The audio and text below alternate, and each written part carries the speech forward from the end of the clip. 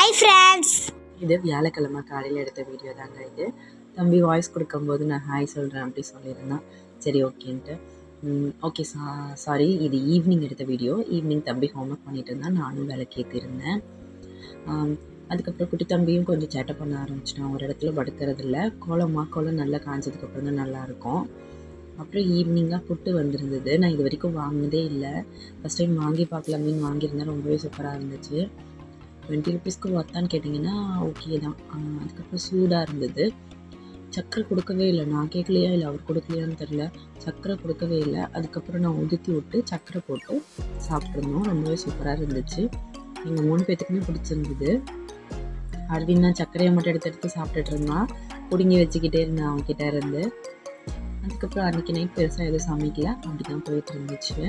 இது நெக்ஸ்ட்டு அடுத்த நாள் காலையில் எடுத்த வீடியோ தான் இது. என்னடா இது பாயசம் செஞ்சுருக்கேன்னு பார்க்குறீங்களா? இன்றைக்கி பெருசாக ஒன்றும் ஸ்பெஷல்லாம் இல்லை. பட் இன்றைக்கான ஏதோ சாமிக்கு சாய்பாபாக்கு இன்றைக்கி பர்த்டே அப்படின்னு சொல்லியிருந்தாங்க. அதனால் எப்பயுமே நான் சாய்பாபா விரதம் இருப்பேன், அதுக்காகவும் வச்சேன். அப்புறம் நாங்கள் இந்த வீட்டுக்கு வந்து 8 இயர்ஸ் கம்ப்ளீட் ஆகிடுச்சு. சரி ஓகே, ரெண்டும் ஒரே கல்ல 2 மாங்கான்ற மாதிரி 2 in 1 பர்பஸ்க்காக இன்றைக்கி பாயசம் வச்சாச்சு. பாயசம் கொஞ்சமாக வச்சாச்சு. வீட்டில் எதுவுமே இல்லை, ஸ்வீட் மாதிரி ஏதாவது பண்ணலான்னு பார்த்தேன். முன்னாடி நாள் தான் வியாழக்கிழமை விளக்கேற்றிருந்தேன். அதுக்கப்புறமேட்டு இன்றைக்கி என்ன பண்ணலான்னு தெரிலன்னு சொல்லிட்டு பிஸ்கெட் வச்சுருந்தேன். சரி இன்றைக்கி பாயசம் வச்சிடலாமே அப்படின்னு சொல்லி தான் பாயசம் வச்சேன். வீட்டில் அதுவும் சமைக்கிற சேமியாக தான் இருந்தது, அதை வச்சு அப்படியே பாயசம் வச்சாச்சு. அதுக்கப்புறம் லஞ்சுக்கும் பெருசாக காய்கறி எதுவும் இல்லை வீட்டில். அதனால தான் மோர் குழம்பு, தயிர் நிறையா இருந்தது.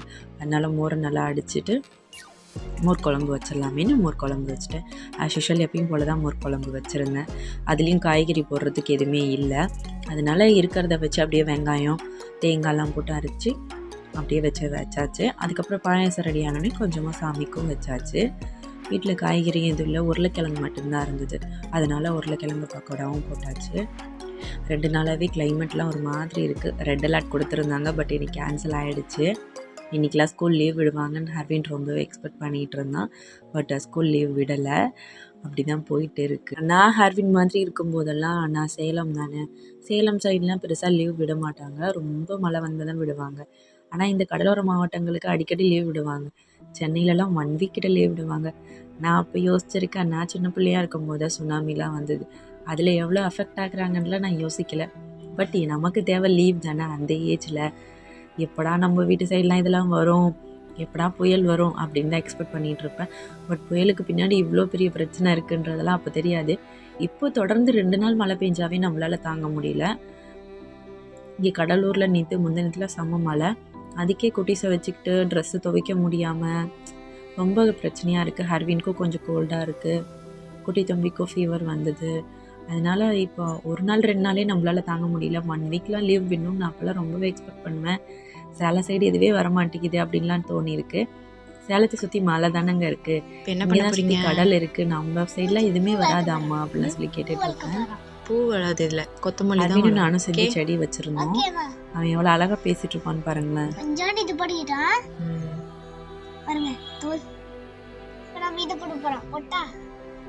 எப்படி போடணும் தெரியுமா? இரு ஒரு நிமிஷம் எடுத்துக்கோ, கையில் எடுத்துக்கோ, நான் சொல்கிற மாதிரி போகிறேன்.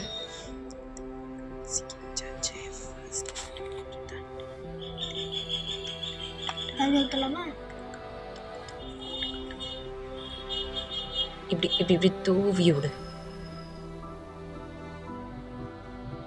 அப்படிதான் அப்படிதான். Very good very good. தூவி விடு.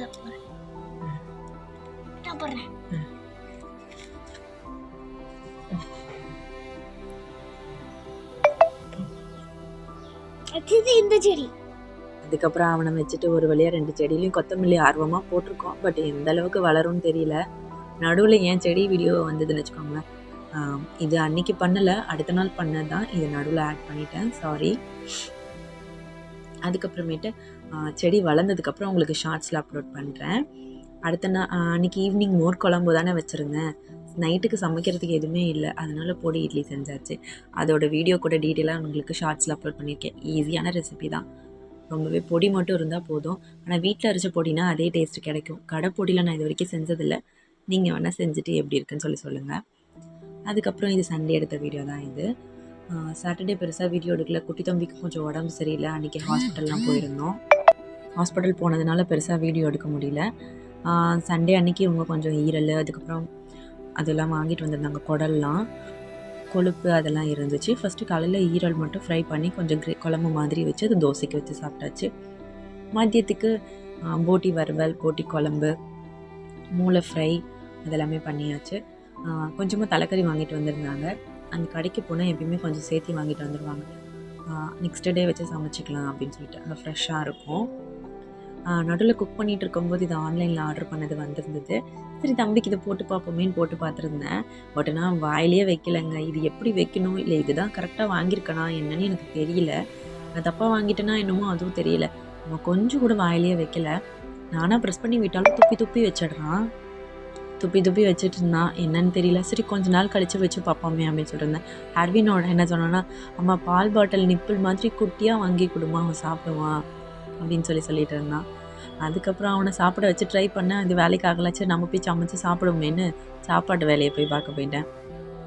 ஒரு வழியாக சாப்பிட்டு முடிச்சுட்டு கொஞ்சம் நேரம் ரெஸ்ட் எடுத்துகிட்டு மறுபடியும் ஆஸ் யூஷுவல் பாத்திரம்லாம் வேலைக்கு முடிச்சுட்டு எல்லாத்தையும் அன்றைக்கி தூங்க வச்சுட்டு தான் இந்த பூ கட்டவே வந்தேன். இந்த பூ வாங்கிட்டு வந்து 2 நாள் ஆச்சு. பட் நம்ம இப்போ குட்டி தம்பியை வச்சுட்டு பூ கட்டுறது கொஞ்சம் பெரிய வேலை மாதிரி தான் இருக்குது. எனக்கு தான் அப்படி தோணுதோ என்னமோ தெரியல. அப்புறம் பூவெல்லாம் கட்டி முடிச்சு தூங்கியாச்சு. அடுத்த நாள் காலையில் எழுந்திரிச்சு பார்த்தா நமக்கு பெரிய சம்பவம் காத்துட்டு இருந்தது. நைட்டு முட்டை பணியாரம் செஞ்சு கொடுத்துருந்தாங்க. சாப்பிடும்போது நல்லா தான் இருந்தது. எண்ணெயும் பிரித்து வச்சவங்க ஒழுங்காக வைக்கல போல். பாட்டில் ஊற்ற வேணாம், பாட்டில் வாஷ் பண்ணிட்டு ஊற்றிக்கலான்னு சொல்லியிருந்தேன். நானும் அன்றைக்கி நைட் டயர்டாக இருக்குன்னு தூங்கிட்டேன். பாத்திரமும் நிறையா மூடி எண்ணெயெல்லாம் ஒழுங்காக வச்சு எண்ணெயெல்லாம் கட்டி போட்டு எண்ணெயும் போட்டு எனக்கு வேலையும் வந்துச்சு. ஓகே க்ளீன் பண்ணணுன்னு இருக்குது போல் அப்படின்னு சொல்லிட்டு டீப் க்ளீன் மாதிரி எல்லாத்தையும் எடுத்து கீழே வச்சுட்டு ஃபுல்லாக க்ளீன் பண்ணிவிட்டு அப்புறம் ட்ரையாக ஒரு துணியை வச்சு அதையும் க்ளீன் பண்ணி எடுத்துட்டேன். ரொம்ப நாள் ஆச்சு இந்த மாதிரி க்ளீன் பண்ணி. சரி இதுக்காக தான் எண்ணெய் கூட்டியிருக்கும் போல் அப்படின்னு நினச்சி மனசை தேடிக்கிட்டேன். அதுக்கப்புறம் ஃபுல்லாக வாஷ் பண்ணி எல்லாத்தையும் கழுவி முடிக்கிற வரைக்கும் நீங்களே தம்பியை வச்சு மேய்ங்க அப்படின்னு சொல்லிட்டு தம்பியை கொடுத்துட்டேன். அதுக்கப்புறம் நான் ஃபுல்லாக க்ளீன் பண்ணி முடிச்சிட்டேன். அன்றைக்கி தான் எங்கள் அம்மாவுக்கு பர்த்டே. ஊர்லேருந்து வந்திருந்தாங்க. அதுக்கப்புறமேட்டு சர்ப்ரைஸாக வந்திருந்தாங்க. நான் பெருசாக எதுவும் சமைக்கல. இந்த க்ளீனிங் வேலைலாம் பார்த்துட்டு தம்பியை குளிக்க வச்சுட்டு இதெல்லாம் பண்ணிகிட்டு இருந்தேன். பெருசாக சமைக்கல. பாவக்காய் பொரியல் வச்சு ரசம் வச்சுருந்தேன். திடீர்னு வந்தாங்க. வேலை ஃபுல்லாக பெண்டு கலந்துச்சு. மாவெல்லாம் அரைச்சிட்டு இருந்தாங்க. தம்பி வந்து அம்மா ஏதாவது சர்ப்ரைஸாக செஞ்சு கொடுத்துட்டு ஃப்ரிட்ஜில் ஒரு சாக்லேட் இருந்தது, அதை வச்சு அவன் செஞ்சுட்டு இருந்தான். ரொம்பவே க்யூட்டாக இருந்துச்சு அவங்க 2 பேரோட கான்வர்சேஷன். இந்த வாரத்தில் இப்படி தான் நடந்தது. இன்னொரு வீடியோவில் பார்க்கலாம். நம்ம சேனல் மறக்காமல் சப்ஸ்கிரைப் பண்ணி வச்சுக்கோங்க. நிறைய பேர் சப்ஸ்கிரைப் பண்ணாமல் தான் பார்த்துட்ருக்கீங்க. மறக்காமல் சப்ஸ்கிரைப் பட்டனை தட்டி விட்டுட்டு பார்த்தீங்கன்னா அப்படியே லைக் பட்டனையும் தட்டி விட்டுருங்க. இன்னொரு வீடியோவில் பார்க்கலாம். பாய்.